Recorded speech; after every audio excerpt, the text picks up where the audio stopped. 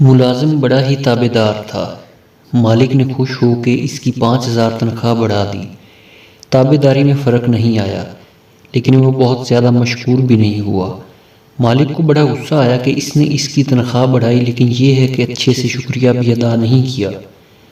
اس نے اگلے ماہ تنخواہ 5,000 کم کر دی۔ ملازم کی تابع داری اب بھی وہی رہی، کوئی شکایت نہیں کی۔